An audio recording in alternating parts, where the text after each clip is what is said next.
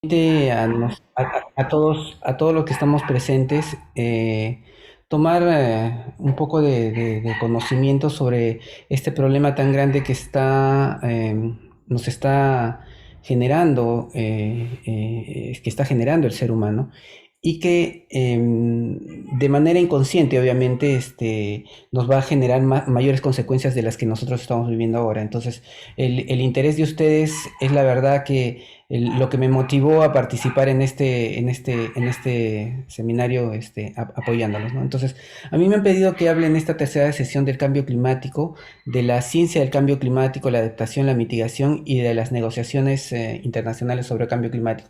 La verdad que es un tema súper, súper enorme y no sé si la voy a poder cubrir con en la hora que tenemos para impartir esta charla. Pero les voy a dejar la presentación completa. Hay unas láminas que yo he ocultado para poder cumplir los plazos, pero les vamos a pasar la información completa para que ustedes además puedan incidir más en estos temas si les interesa. Y después les voy a pasar también mi correo por si necesitan mayor información o mayor detalle respecto a cada una de las inquietudes. No sé cómo va a ser la modalidad. Yo entiendo que yo voy a hacer la presentación. Si hay alguna inquietud o pregunta, por favor, insértenlo en el chat y a manera de, o sea, y espero al final de la presentación tener un poco de tiempo para responder las preguntas. Ahora, sin embargo, si son cosas aclarativas, o sea, que necesitan una aclaración en medio de la presentación, por favor, siéntanse en toda la libertad de detenerla, de hacer la pregunta, porque esta presentación tiene una serie de secuencias que si no las entendemos o no las tenemos claro en el momento, las siguientes no las vamos a poder comprender, ¿ok? Ya. Entonces, vamos a hablar del cambio climático. Como saben todos, esto del cambio climático ya todos los años escuchamos en las noticias que todos los años son los años más cálidos del mundo. Esta representación que yo les estoy presentando acá en la pantalla son año a año cómo la variación de la temperatura ha ido aumentando, ¿no? Cada una de estas líneas es un año y observamos aquí al lado derecho, a nivel global, las temperaturas se han incrementado de manera sustantiva en los últimos años. Esto es América Latina. Entonces, la demostración es que es que el hemisferio sur, al parecer, está sufriendo mayores consecuencias que el hemisferio norte en el calentamiento global, porque si usted voy a pasarlo de manera rápida, las diapositivas, ay, perdón, anteriores, miren, esto es el planeta en general y esto es América Latina. Entonces, nosotros en especial estamos recibiendo mayores consecuencias de la elevación de la temperatura. ¿Qué cosa es el cambio climático? Y este es el concepto de cambio climático según la Convención Marco de las Naciones Unidas sobre el Cambio Climático. El cambio climático es el cambio del clima atribuible directa o indirectamente al hombre, al ser humano, y que altera la composición de la atmósfera mundial y que se suma a la variabilidad climática. ¿Qué cosa es la variabilidad climática? Era lo que nosotros conocíamos antes de la presencia del hombre y que permitía las modificaciones del clima a lo largo de los tiempos. Recuerden ustedes, hemos tenido épocas frías como la era de hielo, hemos tenido dos eras de hielos y en medio de ellas una época realmente de calor. El planeta ha cambiado de manera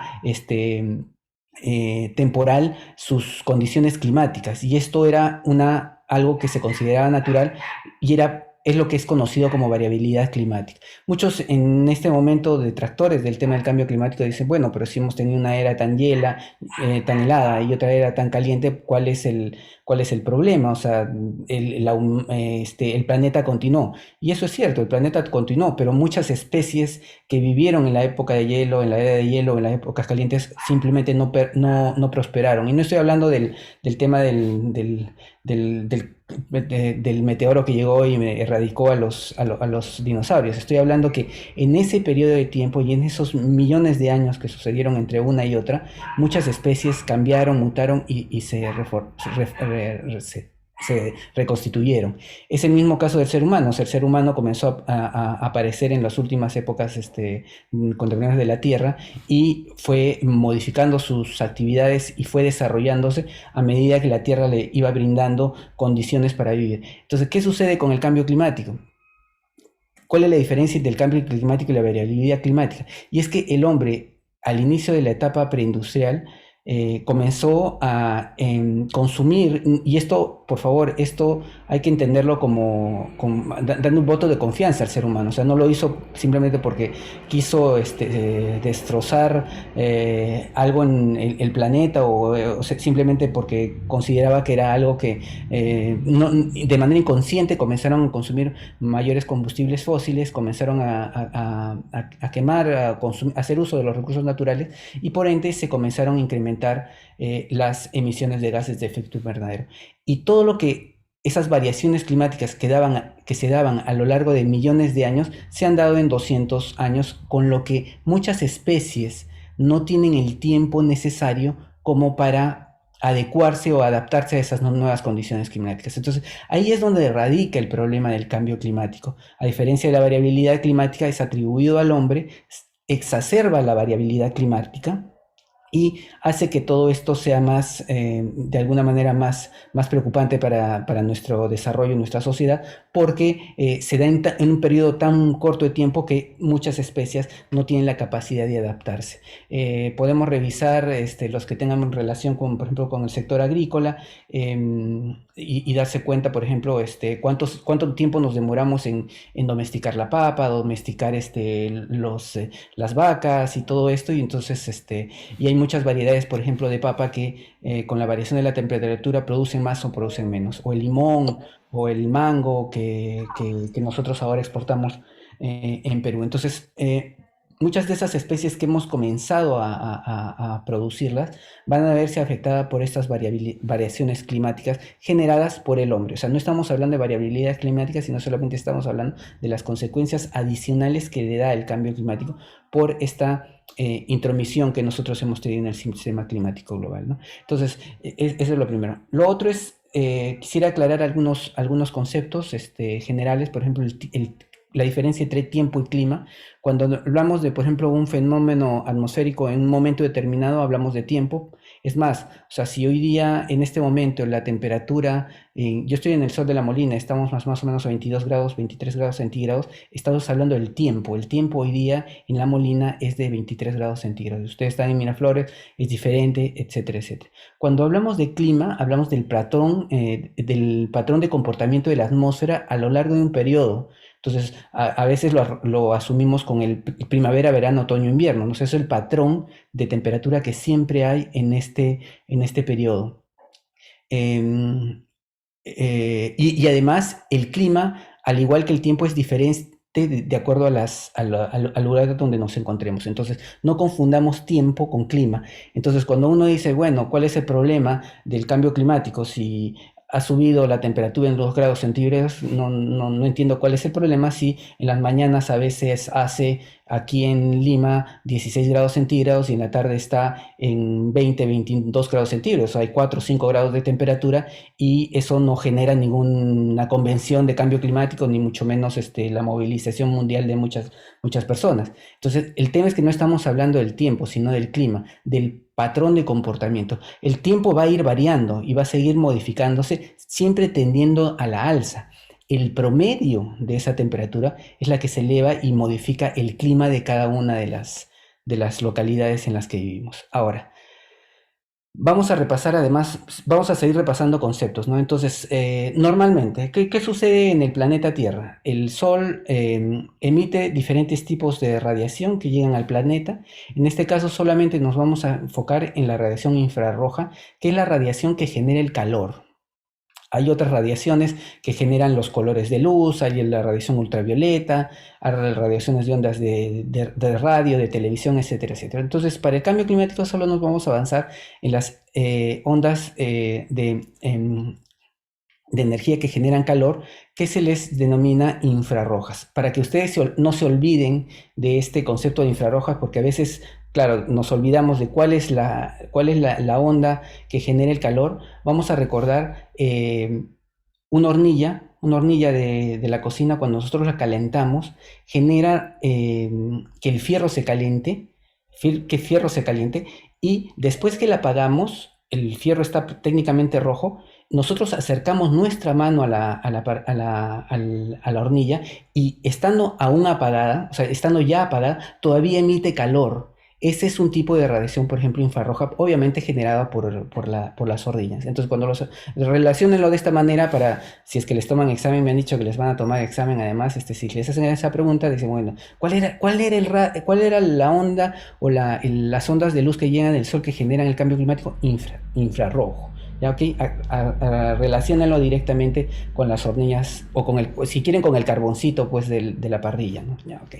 Entonces, llegan esas ondas de radiación infrarroja a la Tierra y hay una capa de gases que se denominan los gases de efecto invernadero que tienen dos funciones. Una, no dejar penetrar mucho el calor a la atmósfera, pero después almacenarlo durante la noche, cuando no hay, eh, sol. Entonces, se genera un efecto rebote entre los gases de efecto invernadero y la superficie de toda la energía que nosotros no utilizamos en la superficie. Acuérdense que siempre nos hablaban de la energía que nosotros utilizamos del sol, que la utilizamos en la fotosíntesis de todas nuestras plantas. O sea, nosotros utilizamos la energía del sol.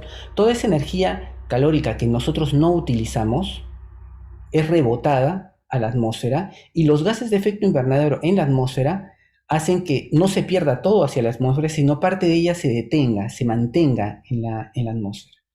De esa manera, nosotros podemos almacenar calor en las noches cuando no hay sol.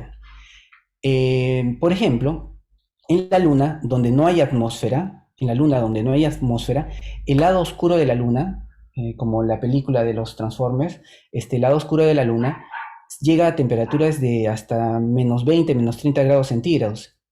Y en lugares como la Luna se considera que no podría prosperar la vida tal cual la conocemos. Entonces, y esa es la forma además, por ejemplo, que los astrónomos y los astronautas evalúan a nivel internacional, a nivel global, si hay posibilidad de vida en un planeta, ¿no? Entonces dicen, bueno, una de las lunas de Saturno parece que tiene atmósfera, podría tener gases de efecto invernadero, podría ser un lugar que más adelante o ahora sea habitable. Entonces, para que tengan una idea cómo es que relacionan todo este tipo de cosas con lo que pasa en nuestro planeta. Entonces, esto que sucede, el efecto invernadero, es algo que es bueno, y que permite la vida en la Tierra. Entonces, no confundamos conceptos. El efecto invernadero es un fenómeno natural que permite la vida en la Tierra. ¿Ok? Otro concepto más, efecto invernadero. ¿Ok? Ya. ¿Qué sucede? ¿Y qué pasó? ¿Qué fue lo que pasó? Como los seres humanos comenzamos en la era industrial a consumir más combustibles fósiles y a hacer un mayor uso de nuestros recursos naturales, repito, no por locos, o sea, yo le estoy dando un voto de confianza al ser humano, comenzamos a consumir más y a generar más gases de efecto invernadero, la capacidad de almacenar calor de la Tierra se incrementó y hasta se duplicó. Entonces, por ende, almacenamos más calor en el día y en la noche en la Tierra porque hemos duplicado la cantidad de gases de efecto invernadero. A ese efecto, que es de almacenamiento, de almacenar más calor, se le denomina calentamiento global. Segundo concepto o otro concepto, efecto invernadero permite la vida en la Tierra, es un fenómeno natural. El efecto invernadero fue afectado por el ser humano y generó el calentamiento global. ¿Ok? Y con el calentamiento global, que es la mayor capacidad de que el planeta almacene calor, se generó el cambio climático. ¿Recuerdan el clima? El comportamiento del clima en una localidad de manera permanente. O sea, todos los climas del mundo comenzaron a verse afectados por este incremento de capacidad de almacenar calor. A eso se le denomina cambio climático. ¿Por qué cambio climático y no cambios climáticos? Porque acabo de decirles que todos los climas del mundo se alteraron. Lo que pasa es que los meteorólogos denominan o afirman que el sistema climático es uno, es un sistema climático global. Entonces, lo que se modificó, lo que el cambio climático modificó fue el sistema climático global. Y obviamente se evidencia en cada uno de los climas diferentes del planeta, ¿no? Hola,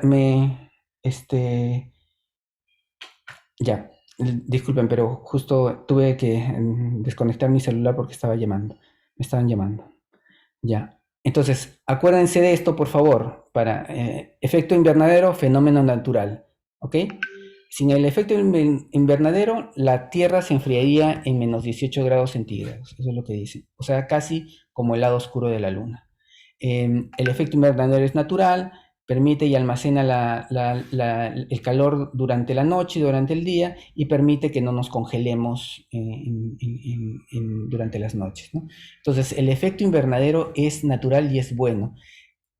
Lo que sucede es que el ser humano genera el cambio, el calentamiento global al incrementar la cantidad de gases de efecto invernadero que generaban el efecto invernadero. Y por ende, se genera el cambio climático, el cambio del sistema climático global, que se evidencia en la modificación de los climas que todos tenemos en cada una de nuestras localidades, ¿no? Entonces, les voy a pasar ya estas otras diapositivas para que las tengan como información de sustento, pero por ejemplo, la cantidad de gases de efecto invernadero que había en los 70 hablábamos de 27 gigatoneladas y ahora estamos en 49, o sea, prácticamente hemos duplicado la concentración de gases perdón, esto es emisiones, la cantidad de gases de efecto invernadero que emitíamos, y esto precisamente se calcula con los inventarios de emisiones, ¿no? Y obviamente esto es un cálculo numérico que no dice exactamente lo que estamos emitiendo, simplemente nos muestra tendencias, ¿no? Okay.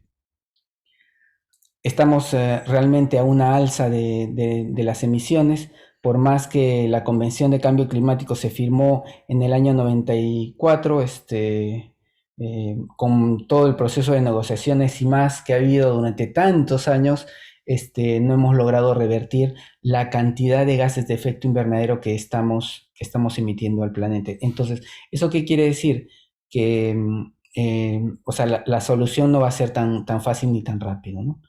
En los últimos 40 años la temperatura de la Tierra ha subido 0,58 grados, o sea, un grado centígrado, ¿no? Pero con unas consecuencias realmente catastróficas, como las vamos a ver más adelante, perdón. Y esto obviamente no se debe a la dinámica natural de la Tierra, ¿no? Entonces, por eso sabemos que es cambio climático, no es variabilidad climática y que es atribuido prácticamente a la actividad del hombre. Ahora, ¿cuáles son los gases de efecto invernadero? O sea, hay una infinidad de gases de efecto invernadero, unos que son considerados naturales y otros que son considerados artificiales. Y este es el otro gran problema, que muchos de los gases que actúan, que generan el efecto invernadero, fueron creados por el hombre también para solucionar problemas del hombre, ¿no? Por ejemplo, los hidrofluorocarbonos, los fluorocarbonos, los trifluoruro de nitrógeno, los hexafluoruro de azufre, son gases que se crearon para actividades industriales como productos refrigerantes para generadores eléctricos y demás, que al momento de utilizarlos se utilizaban. El óxido de nitroso en la fertilización, porque fertilizamos todavía con fertilizantes químicos y demás, ¿no? Y hay otros que son considerados de tipo natural, ¿no? Como el CO2, que es un gas de origen natural, o sea, que ya existía en la Tierra, pero que más bien hemos incrementado la cantidad de gases de efecto invernadero, de CO2 que se emite porque quemamos nuestros bosques para el cambio de uso de la tierra o quemamos los combustibles que son a base de carbono, ¿no? Entonces se genera CO2, el CO2 sí no fue inventado por el hombre, o sea, ya era un gas de origen natural, pero la cantidad de gases que nosotros hemos emitido son demasiados, ¿no? Quiero que tomen nota en la parte de aquí arriba, ¿no? La permanencia en el medio ambiente. Duran siglos, siglos, o sea, se elevan a la atmósfera y están siglos ahí, generando este efecto invernadero de manera permanente. O sea, hacer que una molécula de dióxido de carbono aproximadamente descomponerla en la atmósfera dura 100 años. ¿Eso qué quiere decir? Que hoy día probablemente estemos sufriendo las consecuencias de los gases de efecto invernadero que se emitieron hace 100 años y que los que estamos emitiendo ahora, sus consecuencias perduren 100 años más. Entonces, eso es lo complejo y por eso les decía que la temática del cambio climático nos genera tomar decisiones rápidas y por otra parte a prepararnos para las consecuencias de lo que ya hemos hecho. O sea, todo lo que hagamos va a hacer que no empeoremos, pero ya vamos a evidenciar consecuencias reales de las cosas de todo lo pasado, ¿no? Eh, Existen otros gases contaminantes del aire y esto solo se los presento porque a veces también confundimos los gases contaminantes del aire con los gases de efecto invernadero. Por lo general las fuentes de emisión son las mismas, pero son otros gases. Estos por lo general afectan la salud de las personas, afectan directamente la salud de las personas. Por ejemplo, si yo estoy cerca de ozono, el ozono se mezcla con la materia orgánica y me oxida. Por eso es que, por ejemplo, los seres humanos consumen antioxidantes para evitar la oxidación de su cuerpo. Bueno, el ozono troposférico, el que está en la Tierra, genera una oxidación de la materia orgánica. Y acá, por favor, no confundamos el ozono troposférico, que es un gas considerado contaminante, con el ozono estratosférico, que es el que nos protege de la radiación ultravioleta. O sea, el ozono aquí en la superficie es malo, pero en la atmósfera arriba es sumamente bueno y nos protege de la radiación ultravioleta, para lo cual además hemos firmado el protocolo de Montreal y que es además una de las convenciones que más éxitos han tenido por la pronta recuperación que ha tenido la capa de ozono. Y en eso quiero felicitar a muchas de las instituciones que hoy están presentes, porque son entidades, muchas industriales presentes y que simplemente se pusieron de acuerdo y con tecnología y con mucho empeño han logrado revertir el derretimiento de la capa de ozono. En el Perú, o sea, solo tenemos hoy día un ligero bache en la zona de Arequipa, pero es por la cantidad de horas luz que tienen en Arequipa, ¿no? Pero la capa de ozono va a seguirse recuperando y esto se lo debemos a todo el sector industrial que de verdad tomó una decisión acertada en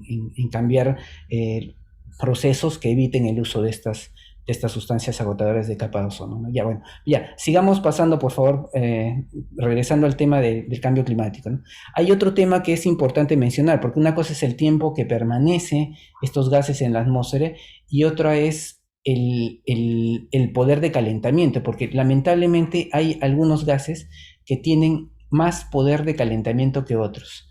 El menor es el que es de origen natural, el dióxido de carbono, que no es el monóxido de carbono, por favor, tampoco se confundan, el dióxido de carbono, el CO2, que lo pusieron, o sea, calienta una unidad, o sea, lo usaron como unidad de medida.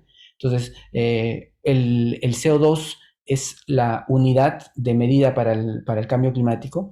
Y, por ejemplo, el metano, que es otro gas de origen natural, pero que también se genera en la descomposición de la materia orgánica, también se genera en nuestros rellenos sanitarios no controlados, también se genera en los rellenos sanitarios controlados, también se genera metano. Que además, por otro lado, el metano manejado de otra manera es el gas natural que nosotros conocemos y lo usamos como energía, como fuente de energía. O sea, el mismo gas es generador de 30 veces la cantidad de calentamiento que una tonelada de dióxido de carbono. Y aquí esto es importante mencionarlo, ¿no? Porque uno dice, pucha, miren, son 30 veces más cuando yo consumo metano. Y hacía énfasis en esto de los rellenos sanitarios, porque un relleno sanitario no controlado descompone la materia orgánica y emite el metano de manera libre. Igual lo mismo que sucede, por ejemplo, en los pozos petroleros. Cuando sacas el petróleo se libera metano o CH4 a la atmósfera por el hecho de la perforación, porque no viene puro el combustible, sino viene siempre mezclado con estos gases. Y lo que hicieron los científicos o se dieron cuenta es que cuando uno quema una molécula de metano, y estos, por favor, los amigos que sean químicos, que manejen la química mejor que yo, por favor, ayúdenme o corrígenme si me equivoco, pero por ejemplo, cuando yo quemo una molécula de metano, genero una molécula de CO2 más 2 de agua, porque se mezcla con oxígeno y llega a formar, o sea, químicamente llega a hacer esa formación. Entonces, yo quemando el metano, estoy pasando de 30 a 1 su factor de calentamiento. Eso es interesantísimo. Entonces, ¿qué comenzaron a hacer los técnicos y en el Perú también, ¿no? O sea, hoy día todos los pozos petroleros y las refinerías están obligadas a quemar el metano. O sea, si no lo puedes reutilizar, por lo menos antes de ser liberado tienes que quemarlo. Con eso ya estamos reduciendo 29 veces el factor de calentamiento de un gas de efecto invernadero, que lo tenemos que votar porque de repente la tecnología no da para reutilizarlo todavía, ¿no? Porque cada pozo petrolero no tiene la presión que necesaria como para que lo usemos como el gas natural, que es el gas de camisea, por ejemplo.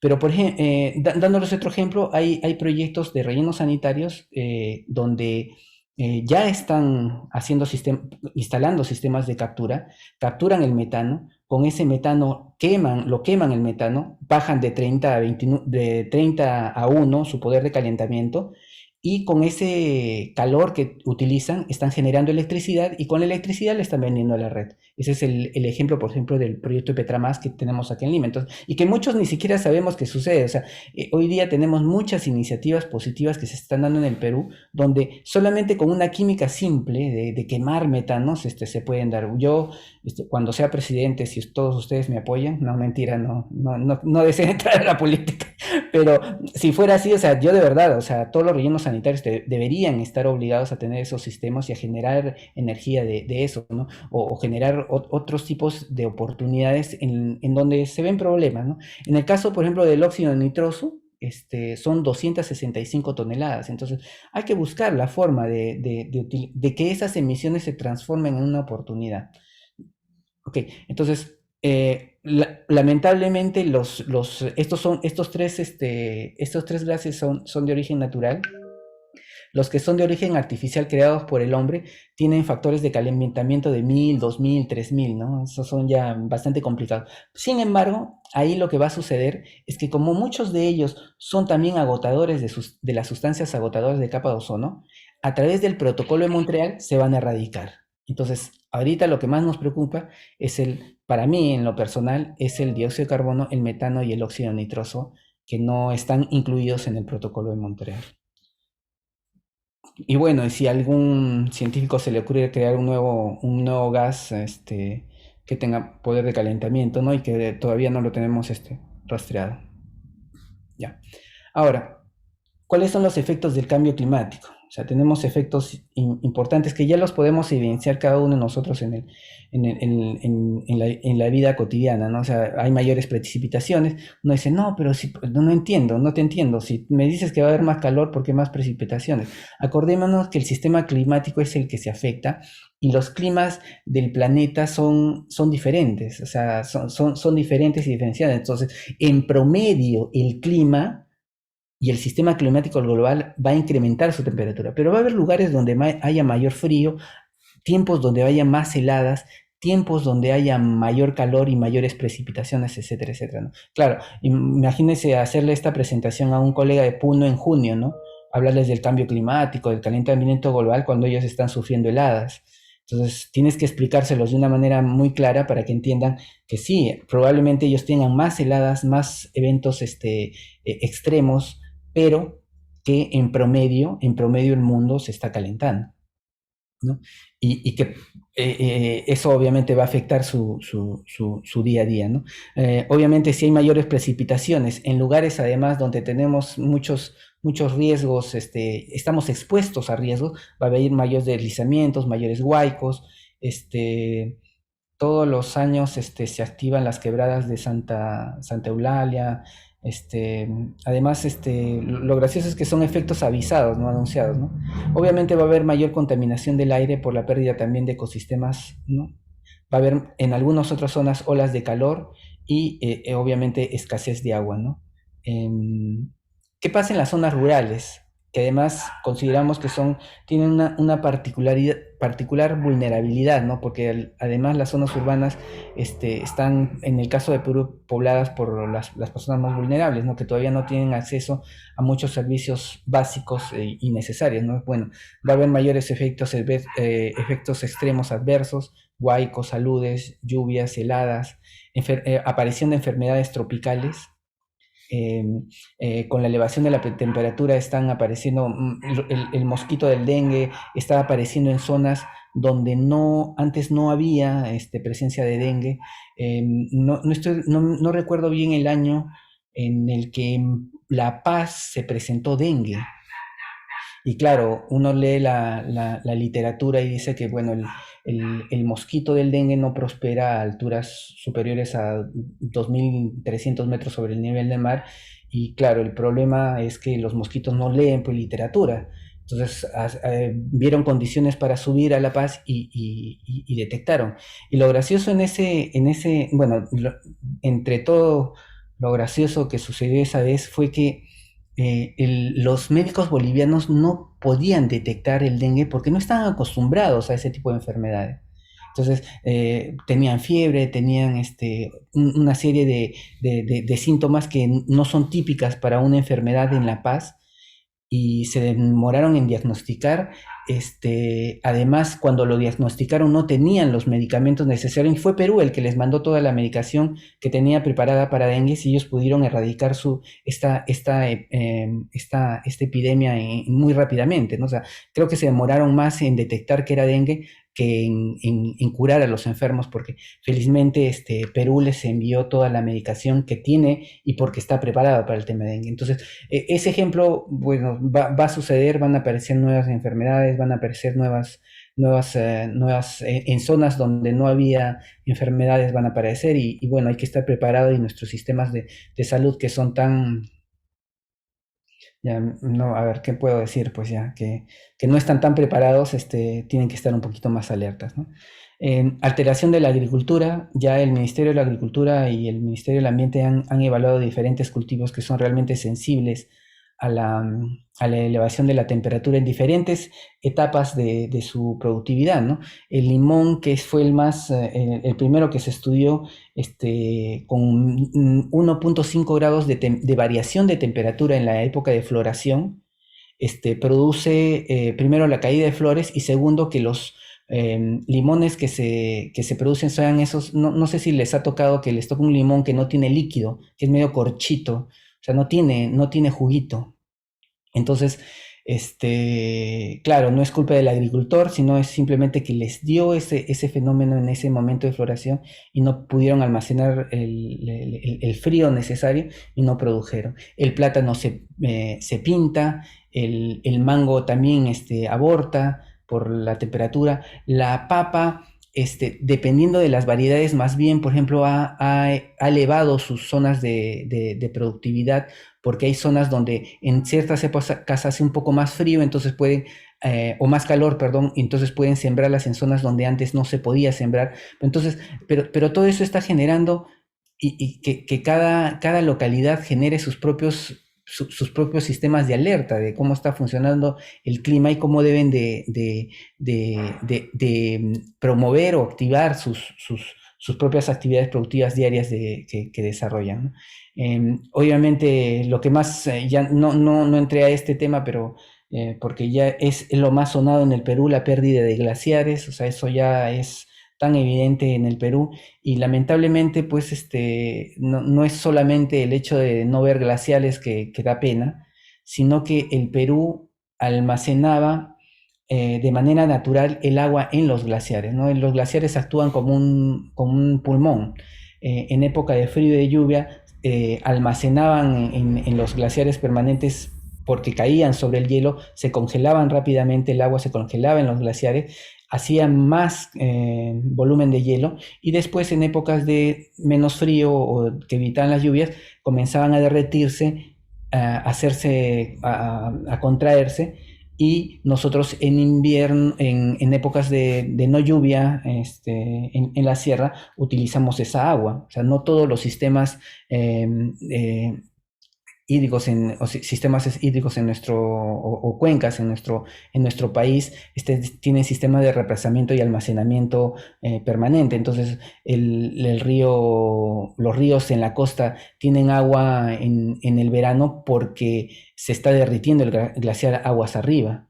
Entonces, y muchas veces en estos momentos, o sea, pasa tanta agua en las épocas de lluvia que la vemos pasar, ¿no? Entonces uno dice, mira, hay tanta agua en ciertas épocas y en otras veces estamos con tanta sequía, no habrá una manera de regular esto. Bueno, los glaciares eran esto de manera natural, ahora vamos a tener que ver otras formas de almacenar agua en las cuencas, en las cabeceras de cuencas, ¿no? No estoy hablando solamente de represas, de grandes represas, porque también generan algunos impactos en los ecosistemas porque los modifican, sino, por ejemplo, sistemas de represamientos naturales, hay lagunas naturales que tienen que ser reforzadas para que no sucedan los aludes que normalmente suelen pasar cuando hay acumulación de agua. Tenemos que identificar, por ejemplo, bofedales, afianzarlos para que estos se conviertan no solamente reguladores de temperatura de ese ecosistema, sino también de almacenamiento, de almacenes de agua, ¿no? Volver a reforestar toda la sierra, que antes había bosques andinos, ahora toda la sierra está deforestada. Y lo mismo está pasando con nuestra Amazonía, que estamos deforestando sobre pretexto de promover la agricultura. Entonces no estamos de alguna manera siendo contraproducentes, o sea, estamos siendo contraproducentes con las acciones que nosotros estamos llegando. Bueno, entonces, en resumen, afecta a nuestros ecosistemas, todos los sistemas humanos productivos, además, porque vivimos de ellos, afecta a sistemas urbanos, sistemas económicos y sistemas sociales, obviamente, generando más conflictividad, más diferencias y brechas entre los peruanos, y eso genera más desazón y más crisis y más huelgas y todo lo demás, ¿no? Entonces, yo les voy a dejar esta lámina porque es una lámina que además sale de la segunda comunicación de cambio climático. Podrían darle una mirada también en la página web del Ministerio del Ambiente, pero evidencia ya punto por punto cuáles son los impactos más importantes del cambio climático en el Perú, ¿no? En general. Pero tómenle, o sea, revisen la comunicación nacional, es un documento bastante interesante, ¿no? Que pueden utilizar, ¿no? Entonces, hasta acá, les explico el problema, ya, pero ¿qué cosa tenemos que hacer? ¿Qué cosa es lo que tenemos que hacer, no? Y solo tenemos dos caminos que se denominan, que la misma convención denomina uno como mitigación y el otro como adaptación. Uno, obviamente tenemos que reducir las emisiones de gases de efecto invernadero que hoy día estamos emitiendo al planeta, porque las consecuencias las veríamos dentro de 100 años y ya les expliqué que eso no debemos seguir haciendo. Obviamente sin afectar el desarrollo del ser humano, entonces tenemos que reducir las emisiones de cambio climático, de gases de efecto invernadero, y a eso se le denomina mitigación. ¿Y por qué mitigación? Porque si ustedes buscan en el diccionario, mitigación está más ligado a resolver las causas de un problema, ¿ya? Si ustedes buscan en un diccionario qué es mitigación, te dice eso.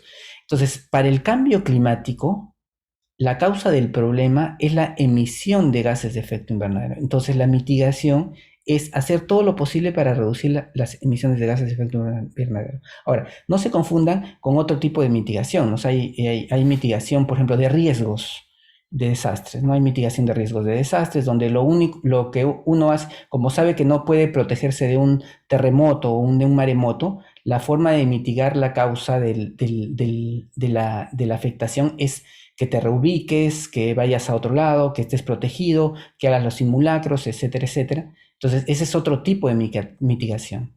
Mitigación de la exposición al riesgo. ¿Ok? En cambio climático, mitigación va directamente a las causas del cambio climático, que es reducir las emisiones de gases de efecto invernadero. ¿Ok? Ya. Y la otra, como les mencioné hace algunos momentos, ya que vamos a vivir las consecuencias del cambio climático por las emisiones que hemos hecho 100 años atrás, más las que sigamos emitiendo mientras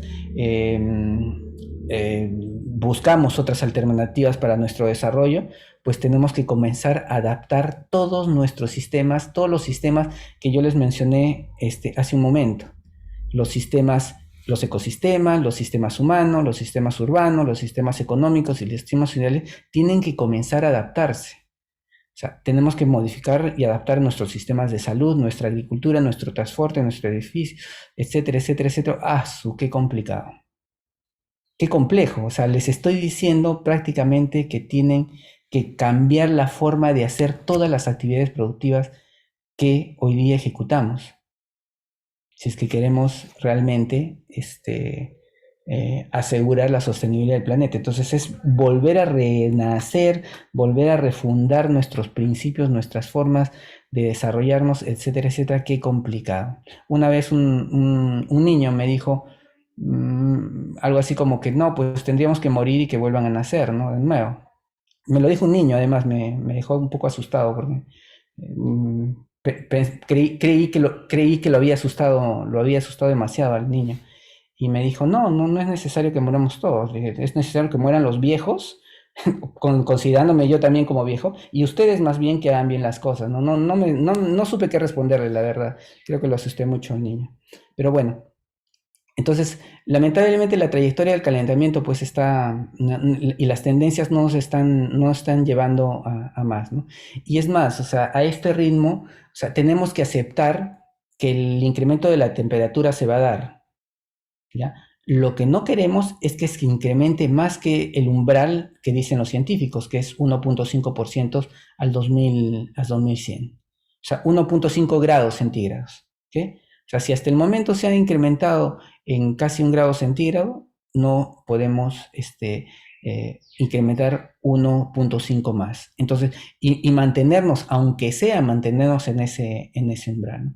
Miren, no les he hablado nada del tema de la elevación del nivel del mar y las consecuencias del nivel del mar y el problema que acarrea eso a todo al sistema pesquero nacional, pero la verdad es que no, de repente programamos otra charla, pero solamente para que vean todo el tema marino, cómo se complejiza y todas las actividades del sector pesquero que también están de alguna manera en riesgo por el tema del cambio climático y por la elevación de la temperatura del mar también, porque ahorita todos los ejemplos que les estoy dando son de elevación de la temperatura del ambiente, pero el mar también se congela, el mar también es un minero de carbono y las especies marinas también son afectadas, ¿no? Entonces, ese es el tema, o sea, entonces ya, estamos un poquito complicados, entonces si les estamos diciendo que tenemos que cambiar nuestra forma de ser y nuestra forma de pensar y todo lo demás, ¿qué hacer, no? Bueno, entonces, ¿por qué? Y ahí viene la segunda parte de la presentación, o sea, ¿por qué son necesarias las negociaciones de cambio climático? ¿Y por qué las negociaciones de cambio climático? Porque consideremos, y esto creo que ustedes ya lo deben haber escuchado, ¿no? El Perú es 0,4% de las emisiones del mundo. Y Latinoamérica es 5% de las emisiones del mundo. Entonces, si tenemos que reducir, dicen los científicos, 80% de nuestras emisiones al 2100, 80%, o sea, así para ciencia cierta, si no sé, pues ya me hago presidente del mundo, no existe ese cargo, y erradico toda la actividad en Perú, no hago nada. O sea, elimino a Perú del mapa, 0,4% de las emisiones. No, tendría que eliminar a unos 100 países como Perú, no, son 200 países, un poquito más, 160 países como Perú, para llegar al 80% de las emisiones del mundo. O Latinoamérica y África y ya, ¿no? Porque a Latinoamérica es 5% de las emisiones del mundo. Pero entonces, ¿y por qué entonces? ¿Pero por qué Latinoamérica? ¿Por qué no esto? Y además, si los que generaron todo el problema son los que, como les dije, en la etapa preindustrial, Perú ha tenido etapa preindustrial, pero no hemos sido, no somos industriales, o sea, son los países desarrollados los que generaron la mayor cantidad de consumo de combustibles en el mundo y gracias a eso lograron su desarrollo económico. Entonces, o sea, lograron su desarrollo económico con los gases de efecto invernadero, que ahora todos tenemos que vivir las consecuencias de eso, y ahora me van a decir a mí, Perú, que quiere desarrollarse, que no puedo emitir y no puedo consumir combustibles fósiles ni puedo consumir mis recursos naturales por el cambio climático. Entonces suena un poco, o sea, yo sé que todos tenemos que hacer algo y no hay que ser egoístas con esto, pero hay que ser también realistas en que muchos países no hemos alcanzado nuestro desarrollo y contábamos con cosas así para hacerlo. Pero entonces, eh, ¿qué tenemos que hacer? O sea, sí, tenemos que comenzar a hacer todos reducciones de gases de efecto invernadero, pero de una manera común, pero diferenciada. O sea, y ese es un principio de la convención. O sea, responsabilidades comunes, o sea, todos somos responsables, pero diferenciadas por la cantidad de gases de efecto invernadero que cada país emite a la atmósfera. Entonces, obviamente, el Perú no va a ser el gran emisor, pero más bien debemos ver a la mitigación como una oportunidad, como lo que les mencionaba hace un momento. O sea, la mitigación puede ser para nosotros una gran oportunidad para modificar nuestras actividades productivas y que sean resilientes a los efectos del cambio climático, pero además a la vez más eficientes, ¿no? Y en el caso de la adaptación, sí es una necesidad para el Perú. La adaptación es una necesidad para el Perú porque somos realmente vulnerables a los efectos adversos del cambio climático, porque somos megadiversos, porque tenemos cerca del 98% de los climas del mundo, porque somos, o sea, tenemos muchas particularidades que no hacen que tengamos todo listo como para enfrentar a los efectos adversos del cambio climático. Entonces, somos particularmente vulnerables al cambio climático. Por eso, repito, mitigación es una oportunidad para nosotros, la adaptación es una necesidad. Tragedia de los comunes. Las emisiones afectan a todos, sin embargo, no existen incentivos reales para reducir las emisiones. O sea, si el Perú quiere reducir las emisiones, o sea, necesito incentivos, pero para desarrollarme, no para reducir mis emisiones, sino para desarrollarme y en el camino no generar mayores emisiones. Y en el planeta no existen esos incentivos, ¿no? El cambio climático limita el reparto equitativo de bienes. O sea, otra vez entramos al tema de que los más vulnerables, por el tema de la adaptación, están sufriendo más para accesar a bienes y servicios básicos, ¿no? Y el sistema global, o sea, se debe de determinar beneficios y daños, o sea, o sea, si esto fue responsabilidad de los países desarrollados, tendríamos que establecer un sistema de beneficios y daños hacia los países en vía de desarrollo y asignar derechos y obligaciones, responsabilidades para que esto se dé. Y esto de alguna manera ya se ha comenzado a dar a través del Acuerdo de París, que es un segundo intento de la cooperación y de la sociedad internacional para ponerle freno al tema del cambio climático. Recordemos, el primero fue el protocolo de Kioto que se cumplió en los números que se habían comprometido, pero básicamente porque hubo una crisis económica en los países desarrollados y muchos de los países desarrollados cerraron fábricas de manera introspectiva y por eso fue que reducieron emisiones, no fue por una voluntad propia. Y eso está documentado, así que no es una crítica al sistema, ¿no? Entonces, estos son los principios de la Convención de Cambio Climático, como les decía, responsabilidades comunes pero diferenciadas, principio precautorio, eso quiere decir que no necesitamos estar realmente conscientes que va a haber una afectación para tomar acción, o sea, necesitamos tomar las acciones de una vez, sabemos que esto nos va a generar consecuencias en 100 años más adelante, entonces de una vez tenemos que comenzar a tomar acciones y obviamente el derecho al desarrollo sostenible. No nos pueden decir que como nosotros se están prohibiendo las emisiones y las emisiones son malas, el Perú tiene que dejar de buscar su desarrollo sostenible, ¿no?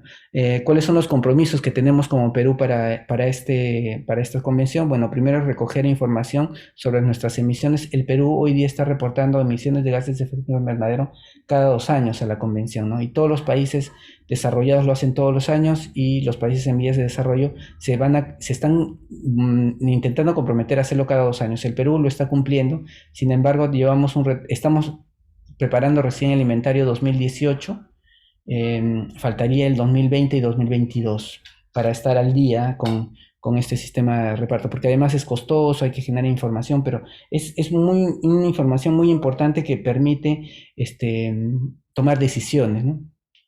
¿Y qué son las conferencias de las partes? Pues son reuniones que se dan todos los años para ir avanzando sobre estas responsabilidades y estos principios y estos roles y obligaciones que cada uno de los países tiene que tener. Son lentas, yo sé que es frustrante, yo he participado mucho de estas negociaciones y estamos en negociaciones desde el 94 hasta la fecha, pues ya son bastantes años en lo que, en donde se debería haber, creo yo, tomado más acciones concretas, pero lamentablemente sí es complicado en un país, por ejemplo, planificar la adaptación al cambio climático, cuando hablamos entre todos los países, entre la cantidad de países que son firmantes de la convención, es mucho más complicado ahí, ¿no? Algunos hitos de la convención, como les digo, el protocolo de Kioto que fue acordado y se cumplió. Luego vino la puerta climática de Doha, donde todos reconocieron los países desarrollados reconocieron que se tenía que poner recursos para la adaptación, porque hasta antes de Doha, todo lo que se hablaba era reducir emisiones, reducir emisiones, reducir emisiones, o sea, de mitigación, y no se hablaba absolutamente nada de adaptación. Y era algo que para nosotros, como les repito, es una necesidad. O sea, adaptarnos es una necesidad.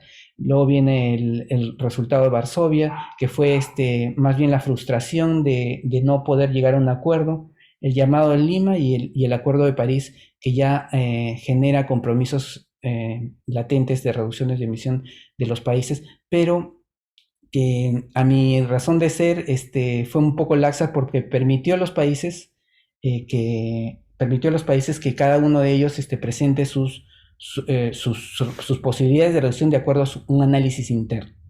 ¿Ya? Bueno, el Acuerdo de París, que es el acuerdo vinculante vigente, fue firmado por 197 países, ratificado por 189. Acuérdense que Estados Unidos, por ejemplo, uno de los principales emisores, no ha ratificado el Acuerdo de París y entró en vigor en el 2016. ¿Qué busca el acuerdo? Pues mantener la temperatura por debajo de 2 grados centígrados, aumentar la capacidad de adaptación de los países. Esto es importantísimo, como les digo, porque antes las discusiones de las negociaciones solo se basaban en reducir emisiones y no en adaptación. Y eso es importante para países como nuestro. O sea, elevar los flujos financieros para que lleguen recursos a los países en vía de desarrollo y como el Perú, para poder facilitar nuestros, nuestra adaptación al cambio climático, y después es establecer planes y acuerdos en cada uno de los países y compromisos internacionales, lo que se llama las contribuciones nacionales determinadas, ¿no? Y aquí es importante mencionar que si bien es cierto, se habla mucho de las reducciones de emisiones, o sea, las NDC de adaptación, hay NDC también, perdón, de mitigación, hay NDCs también de adaptación, y el Perú envió compromisos de adaptación ante la Convención de Cambio Climático, obviamente vinculados a que llegue cooperación internacional para ayudar en estos procesos, ¿no? Ya. Lamentablemente, después de que se enviaron todos estos acuerdos, todos los países, o la mayoría de países, enviaron sus NDCs, se hizo un cálculo de cómo estábamos y con lo que estaban comprometiendo los países, al 2100 llegábamos a 3.2 grados centígrados, o sea, no llegábamos a la meta. El incremento de la temperatura global media, o sea, simplemente no, con lo que cada país se ha comprometido en hacer, no se cumplió. El Acuerdo de París, acuérdense, entra en vigor en el 2016 y los compromisos tenían que hacerse en el 2018, 2 años después. Entonces, como consecuencia de esto, la Convención Marco de las Naciones Unidas sobre Cambio Climático ha solicitado a los países incrementar su ambición de manera tal de que la meta llegue a menos de 2 grados centígrados. Y el Perú, bueno, yo sé que esto lo van a tratar otro día, pero el Perú es uno de los países que envió su compromiso de emisiones y de adaptación para el 2018, y en el 2020 ha enviado, antes del 2020, envió también su compromiso a la Convención, compromiso de incremento en la ambición, ¿no? Pasamos de 20 obligatorios a 30 obligatorios a 30 con apoyo de la cooperación internacional, a 40 con apoyo de la cooperación internacional en temas de mitigación, y los de adaptación también se incrementaron de manera significativa hacia las poblaciones vulnerables. Entonces, el Perú ha cumplido su parte. Sin embargo, aquí es importante mencionar que no es importante el compromiso, sino tomar las acciones para después cumplir los compromisos, ¿no? Y que estos finalmente se cumplan. Lo interesante, porque yo sí me di el trabajo de revisar estas contribuciones determinadas, y yo las revisé, y las pueden ustedes buscar en la página web del Ministerio del Ambiente, es que todo a lo que nos hemos comprometido como país es parte de los programas de desarrollo que tienen los ministerios, los sectores y los gobiernos regionales. O sea, estaba ya dentro de la planificación normal del proyecto, ¿no? Por ejemplo, a ver, les voy a dar un ejemplo. Eh, Disculpen que siempre hago el ejemplo de la basura, pero es que por alguna razón es lo que más me acuerdo, ¿no? Es tener cerca de 230 rellenos sanitarios. Y uno se pone a pensar, ese es el compromiso. ¿Por qué? Porque los rellenos sanitarios generan metano, generan captura, y eso después se puede quemar. Entonces tú dices, bueno, nosotros deberíamos tener un relleno sanitario en cada provincia del país. O sea, ¿cuál es el compromiso? Al final es parte de mi desarrollo. O sea, ¿cómo puedes creerte un país que espera entrar a la OECD o ser un país desarrollado si no tiene rellenos sanitarios? O sea, o plantas de tratamiento de agua, y todo el agua se va al mar. Entonces, o sea, la mayoría de cosas que se han puesto como compromisos en la CNDC de Perú son cosas que normalmente un país que se jacta ser octava maravilla del mundo, mega diverso, y no sé, atractor del turismo, y etcétera, etcétera, debería tener.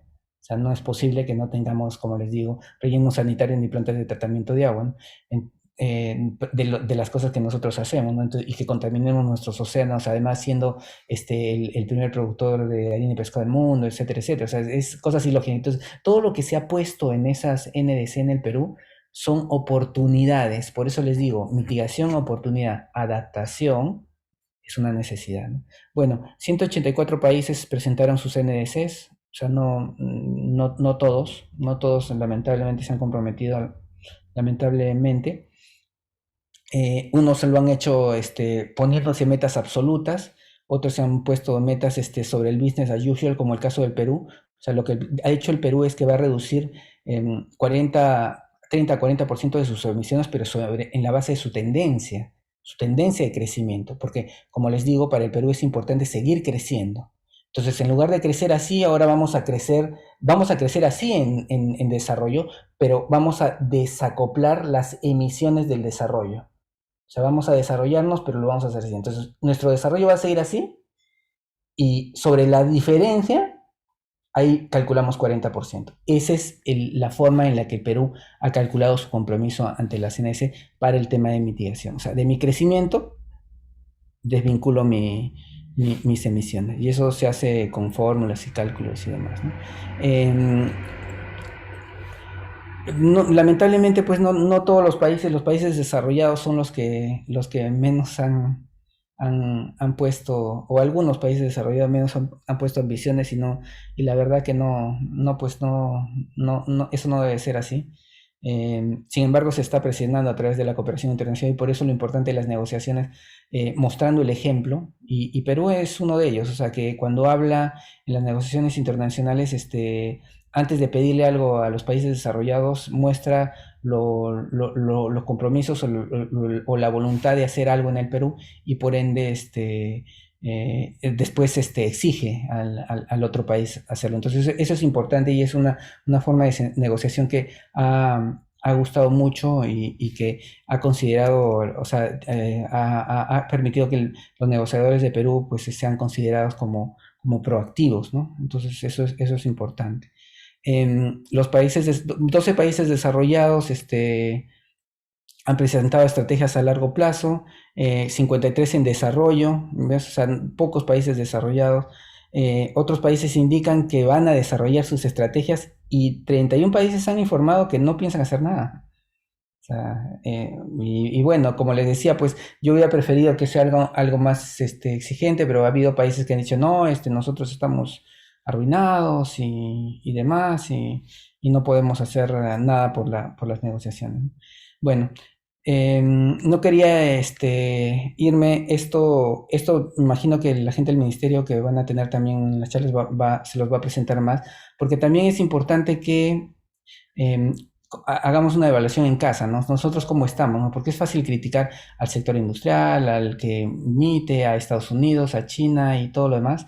Y por eso el Ministerio del Ambiente, con el apoyo del PNUD, hace algunos años generó esta huella de carbono Perú. Y permítame hacer el public para que animarlos a todos ustedes a que calculen su huella.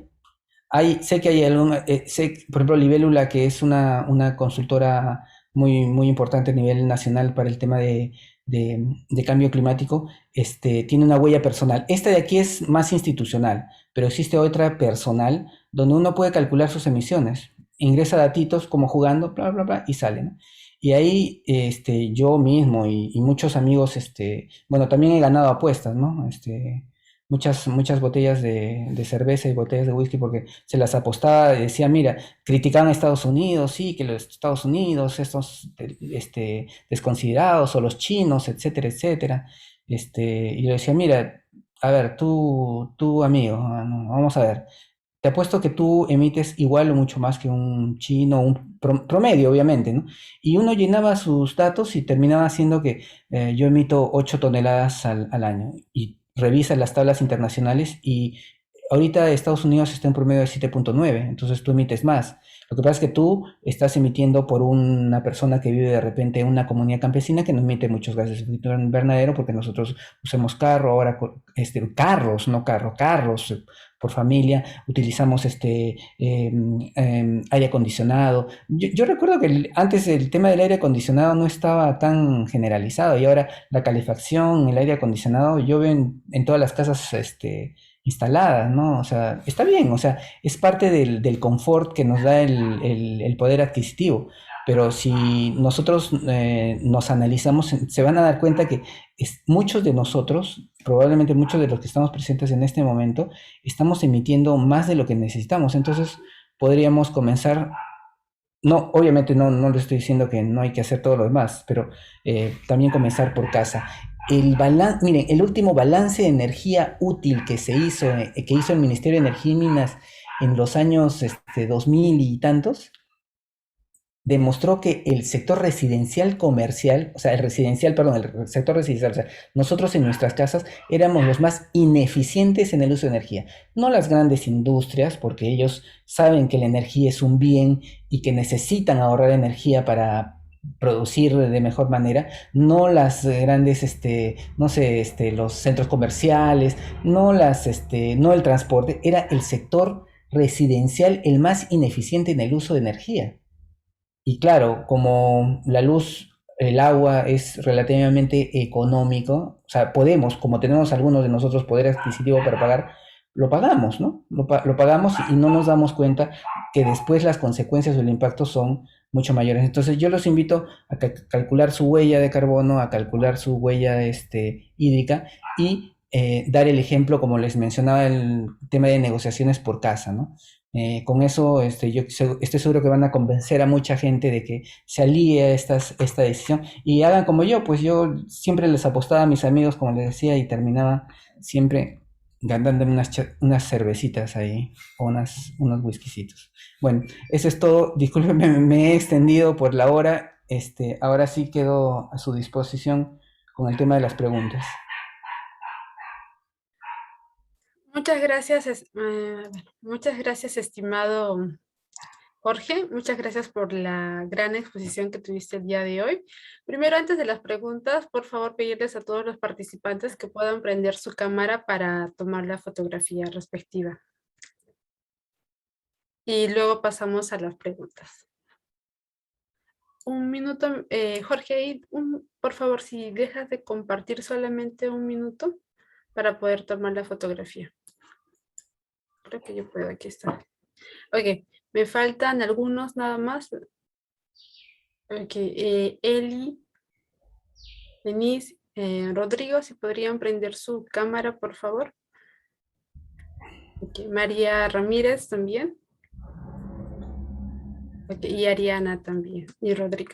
Ok, muchísimas gracias. A ver, a la una, a las dos sonrían y a las tres.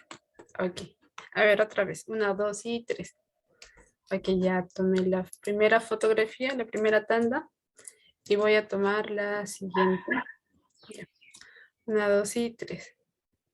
Ok. Gracias. Muchas gracias. Ahora sí, pasamos al momento de las preguntas. ¿Quiénes tienen alguna pregunta? Si podrían levantar la mano. O también escribir por el chat.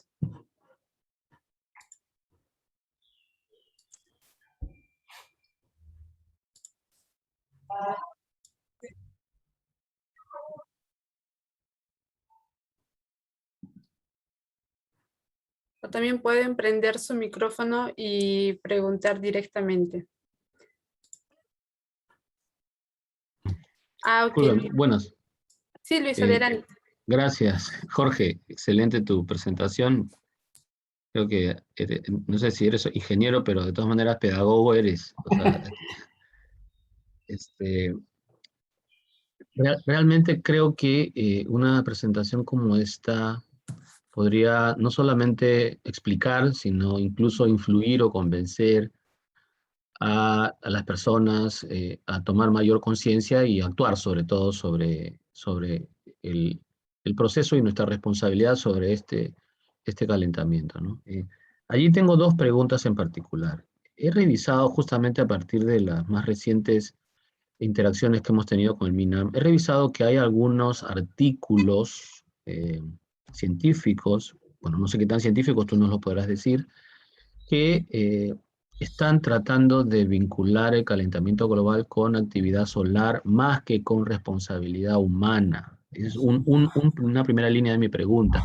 ¿Cuál es tu opinión al respecto? Y segundo, es decir, digamos que las actividades solares podrían tener incluso más influencia que la propia actividad humana. Y segundo, está en relación, sí, con la actividad humana que es tan evidente, ¿no? Es evidente que nosotros contaminamos los océanos, quemamos petróleo, deforestamos, excavamos minas en zonas forestales. O sea, eso es visible, ¿no? ¿No?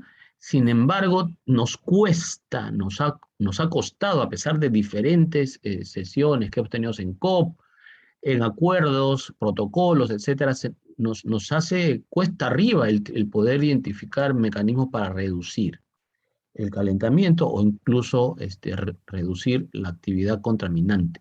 Entonces, te quería preguntar, ¿cuál crees tú que podría ser la causa de que no estemos logrando el éxito esperado? O sea, ¿cómo podríamos aportar? Entiendo que una forma es identificar en las residencias aquella ineficiencia y aportar, digamos, en unos millones, digamos, 30 millones, 50 millones.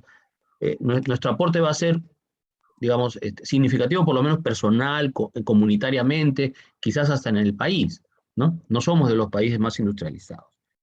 Pero ¿cuál es el elemento, el factor que, según tu opinión, estaría faltando, debería reforzarse más para lograr una aceleración de esta contribución mejor hacia la reducción de la temperatura?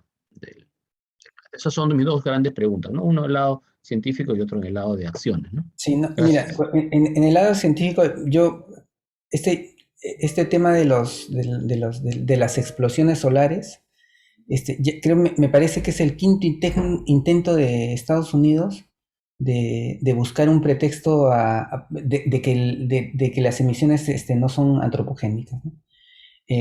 Primero comenzaron con el tema lo que comenté, ¿no? O sea, las eras del clima y demás. Ellos mismos invirtieron mucho en ellos invirtieron en perforación de glaciares y cascos polares para demostrar que había épocas donde la concentración de gases de efecto invernadero había llegado a los 600 partes por millón y hoy día estamos en 400 y tanto. Y decían, ¿pero por qué? ¿Por qué? ¿Por qué? ¿Cuál es el problema? Y yo siempre les decía, o sea, el problema no es la variación del clima, es que se está dando tan rápido, o sea, se da tan rápido que no nos da capacidad de adaptarnos. Este, sea, un ser humano para adaptarse a una condición climática necesitaría una serie de generaciones, o sea, nuestros bisnietos serían más resilientes que nosotros. Entonces, ese es un tema generacional. Entonces, eh, y es básicamente porque no quieren aceptar que es una condición generada por el hombre. O sea, siguen científicos diciendo que esto es un tema de la variabilidad climática. Después primero hablaron del tema de los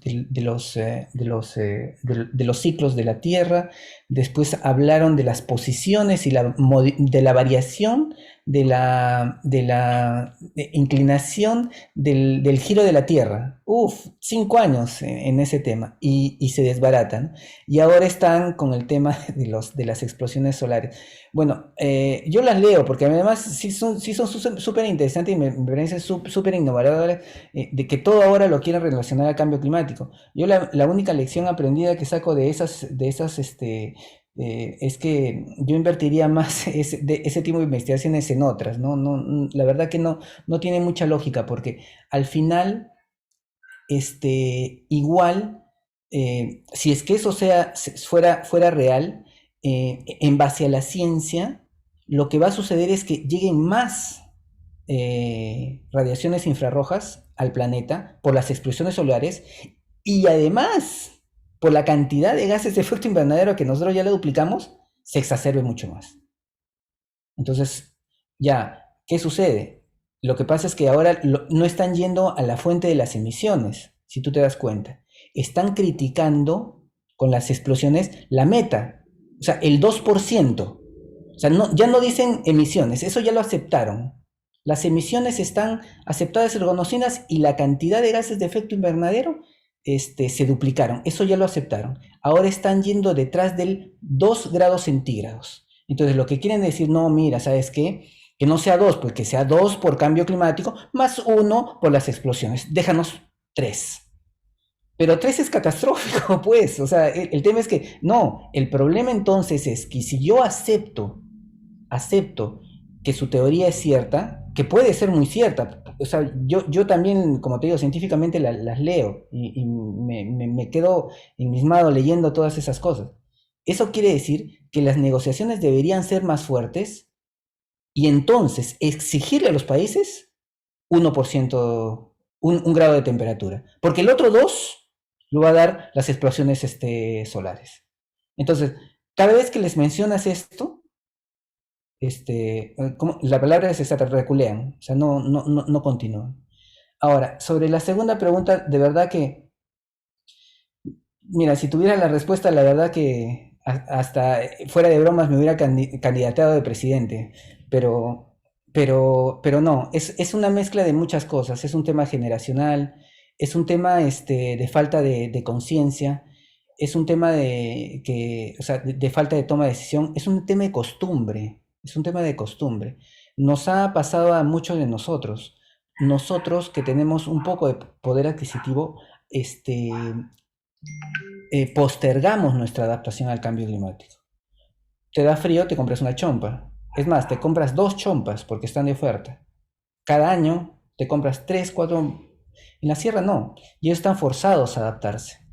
Entonces, y no tienen la capacidad de comprarse chompas. Estoy haciendo ese es el ejemplo más tonto que te puedo decir, ¿no? Entonces, lo mismo pasa con un tema de comodidad. O sea, en lugar de tomar una acción, y además sabiendo que el Perú es tan chiquito en tema de emisiones, mejor me sigo comprando chompa, sigo regalando chompa y sigo regalando frazadas a los pobres en las heladas.